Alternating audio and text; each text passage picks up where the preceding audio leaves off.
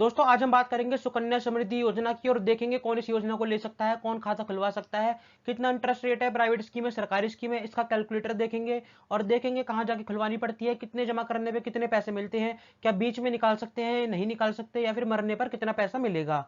तो सबसे पहले बात करें, ये योजना नरेंद्र मोदी जी ने 2015 में शुरू करी थी और इसका मेन मकसद था बच्चे की शादी या फिर पढ़ाई के लिए पैसे इकट्ठा करना।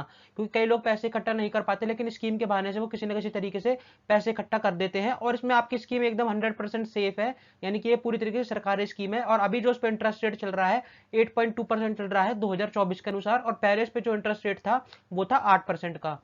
दोस्तों बात करें कौन इस योजना को खुलवा सकता है, तो केवल और केवल 1 साल से लेकर 10 साल तक के बच्चों के लिए ही माता पिता इस योजना को खुलवा सकते हैं। आप इसको किसी भी बैंक या फिर पोस्ट ऑफिस में जाके खुलवा सकते हैं। कोई भी बैंक हो सकता है, चाहे फिर वो सरकारी बैंक हो या फिर प्राइवेट बैंक हो। एक लड़की के लिए केवल आप एक ही खाता खुलवा सकते हैं और ज्यादा से ज्यादा 2 ही लड़कियों के लिए आप खाता खुलवा सकते हो। केवल स्पेशल केस को छोड़ के, जहां पर आपकी 2 बच्चियां एक साथ हो जाती है या फिर 3 बच्चियां एक साथ हो जाती है, उस केस को छोड़ के आप बाकी 2 ही लड़कियों के लिए एक अकाउंट खुलवा सकते हो। अगर हम इसमें बात करें पैसे जमा कितने करने होंगे, तो आपको साल में 250 रुपए जमा करने होंगे। यानी कि एक साल में आपको 250 रुपए तो जमा करने ही करने हैं। महीने की बात नहीं कर रहा, मैं साल की बात कर रहा हूँ। और ज्यादा से ज्यादा एक साल में आप 1.5 लाख रुपए तक जमा कर सकते हो। योजना पूरे 21 सालों की है, जिसमें आपको 15 साल तक पैसे देने हैं। और यदि आप किसी साल पैसे नहीं जमा कराते तो उस साल का आपको 50 रुपए का जुर्माना भी देना होगा जब आप अगली बार पैसे जमा कराएंगे। जैसे मान लो अगर आपने एक साल पैसे जमा नहीं करवाए तो आपको उस साल का 50 रुपए का जुर्माना प्लस 250 रुपए जो आपको अकाउंट चालू रखने के लिए जमा करने थे, तो यानी कि 300 रुपए का जुर्माना आपको देना होगा। और अगर आपने 2 साल पैसे जमा नहीं करवाए तो 50-50 यानी कि 100 रुपए का जुर्माना, और 250-250 यानी कि 500 रुपए, यानी कि टोटल 600 रुपए का आपको जुर्माना इसमें देना होगा। और इसके बाद ही आप अगली किस्त जमा कर सकेंगे। अब काफी लोग इस डाउट में पड़ जाते हैं, वो लोग कंफ्यूज हो जाते हैं कि जब मेरी बेटी 21 साल की हो जाएगी तब मेरे को पैसा मिलेगा। तो दोस्तों इस गलतफहमी में मत रहना। आपकी बेटी 21 साल की हो चाहे 22 साल की हो, इससे मतलब नहीं है। आपकी योजना 21 सालों की है, चाहे आपकी बेटी की उम्र कितनी भी साल हो। फॉर एग्जाम्पल अगर कोई 0 साल की बेटी के लिए इस अकाउंट को लेता है, तो जब वह 21 साल की हो जाएगी तब उसको उसके पैसे मिल जाएंगे, क्योंकि जो बेटी की उम्र थी वो 0 साल थी। लेकिन अगर कोई व्यक्ति 5 साल की बेटी के लिए इस योजना को लेता है, तो जब वह 26 साल की हो जाएगी तब उसको इस योजना के पैसे मिलेंगे, क्योंकि उसकी बेटी की उम्र 5 साल थी लेकिन योजना तो 21 सालों की ही है। पैसे इसमें भले ही 15 साल भरने हो, लेकिन जो योजना है वो पूरे 21 सालों की है और आपकी बेटी की उम्र कितनी भी हो उससे कोई भी मतलब नहीं है। अब दोस्तों ये हिंदुस्तानी भाऊ आ गए, इनको पता लग गया है कि आप लोग वीडियोस देख के चैनल को सब्सक्राइब नहीं करते और लाइक नहीं करते। इनको गुस्सा बहुत जल्दी आता है, प्लीज इनकी बात जल्दी से आप मान लो। अगर आपको इसमें बीच में पैसा निकालना है तो उसमें कुछ कंडीशन दी गई है। पहली कंडीशन तो ये है कि अगर आपको शादी के लिए पैसा चाहिए बेटी की तो आप निकाल सकते हो, लेकिन बेटी की उम्र 18 साल से ऊपर हो जानी चाहिए उस वक्त। दूसरी कंडीशन ये है, आपको या तो हायर एजुकेशन के लिए यानी कि आगे की पढ़ाई के लिए पैसे चाहिए हो और उसमें भी बेटी 18 साल की पूरी हो जानी चाहिए, या फिर आपकी जो बेटी है उसकी 10वीं कक्षा क्लियर हो जाए और उसके बाद जो आगे की पढ़ाई है उसमें पैसे चाहिए हो, तब आप पैसा निकाल सकते हो। और वो भी केवल और केवल 50% पैसा ही निकाल सकते हो जितना आपके खाते में अभी बचा हुआ है। तीसरी कंडीशन इसमें यह है, या तो बच्चे को कोई गंभीर बीमारी हो जाए तो उस केस में आप पैसा निकाल सकते हो, और वो भी केवल और केवल 5 साल बाद ही, यानी कि योजना लेने के 5 साल बाद ही आप इसमें पैसा निकाल सकते हो। यदि अगर 5 साल के पहले कोई गंभीर बीमारी हो जाती है तो उसमें पैसा आप नहीं निकाल सकते। इस खाते को यदि आप बंद करवाना चाहते हो तो केवल और केवल 5 साल बाद ही बंद करवा सकते हो, उससे पहले नहीं करवा सकते।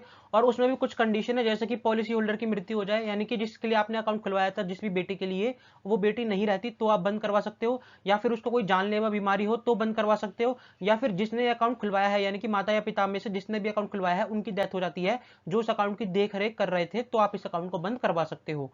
इसके बाद अगर बेटी की उम्र 18 साल से ऊपर हो जाती है तो फिर उसका कंट्रोल खाते पे हो जाता है, यानी कि 18 साल के बाद वह बेटी अपने पैसे को अपने लिए इस्तेमाल कर सकती है। उसमें आपको माता पिता की साइन की या फिर परमिशन लेने की जरूरत नहीं है, वो चाहे तो पैसे निकाल भी सकती है इस अकाउंट में से। अब दोस्तों इसमें ट्रिपल ई बेनिफिट भी मिलता है, यानी कि इसमें आपको टैक्स की छूट मिलती है, जबकि पोस्ट ऑफिस के एफडी में जो इंटरेस्ट होता है वो टैक्सेबल होता है, उसमें आपको टैक्स की छूट नहीं मिलती। टैक्स की छूट कैसे मिलती है, जैसे कि आपने जो पैसा जमा करवाओगे उस पर भी कोई टैक्स नहीं लगेगा, आपको जो इंटरेस्ट मिलेगा उस पर भी कोई टैक्स नहीं लगेगा, और जो आपको मेच्योरिटी मिलेगी आपको उस पर भी कोई भी टैक्स नहीं देना। इस योजना का ये सबसे अच्छा बेनिफिट है। यदि आप अकाउंट खुलवाना चाहते हैं तो केवल और केवल ऑफलाइन ही खुलवा सकते हैं, या तो आप पोस्ट ऑफिस में जाके खुलवा सकते हैं, या सरकारी बैंक या प्राइवेट बैंक कहीं भी जाके खुलवा सकते हैं। काफी लोग कंफ्यूज हो जाते हैं कि प्राइवेट बैंक में जाएंगे तो हमारी योजना भी प्राइवेट हो जाएगी, तो ऐसा बिल्कुल नहीं है। प्राइवेट बैंक केवल एक माध्यम है, आपकी योजना पूरी तरीके से सरकारी है और सरकार की इस पे पूरी तरीके से गारंटी है। हाँ, हालांकि आपकी जो किस्त है इसकी वो आप ऑनलाइन दे सकते हो। अगर आपको अकाउंट खुलवाना है तो आपको बच्चे का आधार कार्ड लेके जाना होगा, अपना आधार कार्ड लेके जाना होगा, बच्चे का बर्थ सर्टिफिकेट लेके जाना होगा, और जहां आप रहते हैं उसका रेजिडेंशियल प्रूफ लेके जाना होगा। अगर यहाँ पे कैलकुलेटर देखें हम, तो अगर हम महीने के 200 रुपए से लेके 12,500 रुपए तक जमा करेंगे तो हमें कितने रुपए की मेच्योरिटी मिलेगी, यहाँ पर हमने सब कुछ लिखा हुआ है। तो मैंने यहाँ पर महीने का भी हिसाब लिखा है और साल का भी हिसाब लिखा है कि अगर हम हर महीने 200 रुपए निकालेंगे तो हमारे साल में हो गए 2400 रुपए, यानी कि 2400 रुपए हमने एक साल में जमा कर दिए, और टोटल हमने 15 सालों में जमा कर दिए 36,000 रुपए। तो हमें जो 21 साल बाद मेच्योरिटी मिलेगी 1,10,000 की मिलेगी। इस तरीके से आप इस टेबल का स्क्रीनशॉट भी ले सकते हैं। और लास्ट में अगर हम 12,500 रुपए महीना जमा करते हैं तो हमारे साल में 1,50,000 इकट्ठे हो जाएंगे, और जो हमने टोटल 15 सालों में जमा कर दिए वो कर दिए 22.5 लाख, और हमें मिलेगी जो मेच्योरिटी लगभग लगभग 70,000 की मिल जाएगी।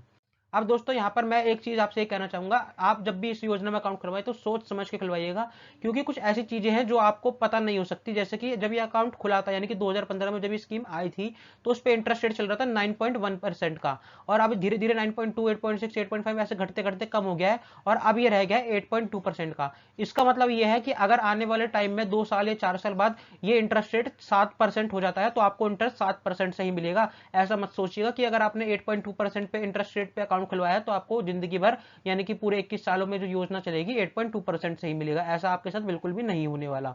तो दोस्तों उम्मीद है आपको सारी चीजें क्लियर हो गई होगी। फिर भी अगर आपका कोई डाउट है आप कमेंट सेक्शन में पूछ सकते हैं, मैं आपके हर एक कमेंट का रिप्लाई जरूर दूंगा। मिलेंगे अगली वीडियो में, तब तक के लिए गुड बाय।